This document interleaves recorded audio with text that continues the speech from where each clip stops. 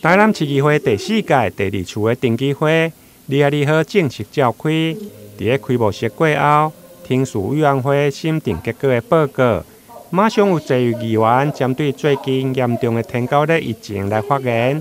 尤其台南的病例到21号超过8400外例，要求市府爱来探讨原因。离久未清无份的时阵，自然遮的原创一直原生延伸，生到到尾啊，愈生愈济啊吼。啊，其实咱外外的即个偏药的吼，你嘛是爱去啊建议啊吼。伊到底一定啊是要喷登革热，还是要喷狗牙，还是要喷家纸？我有当看咧吼，咧喷迄个咱外外吼，咧喷洒农药的吼，咧喷洒药的吼，你来服务一下去啊，碰用啊。其实嘛，要彻底哦，是那些居高内底啦。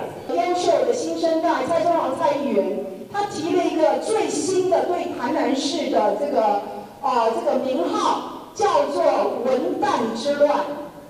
文旦之乱，蚊子加鸡蛋。蚊子的蚊，鸡蛋的蛋。是表示市长有关心台南市会国民党团。会污名化我们台南。哪里污名化？你现在没有登革热之乱吗？你现在淡淡的危机，台南市完全置身外面吗？我同意蛋的事情我们要审慎处理，我同意登革热的事情我们已经有一些疫情，但是如果把那个文旦强加在我们现在的文旦水果上，事实上农民他们情何以堪？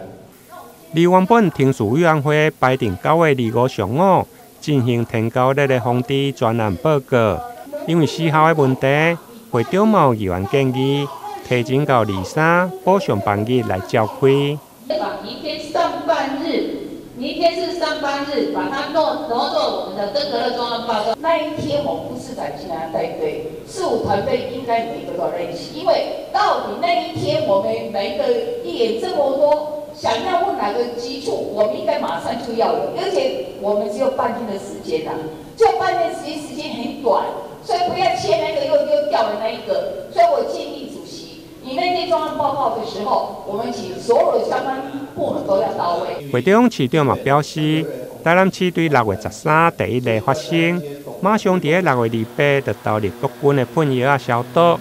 目前一寡区里有喷过2届、3届，甚至上悬7届。议员杨忠成认为，永康区的疫情已经严重，甚至要支援其他的区域。除了为了防疫人员的辛苦，嘛希望市府会用的加强勉励。台南新闻林根张硕维采访报道。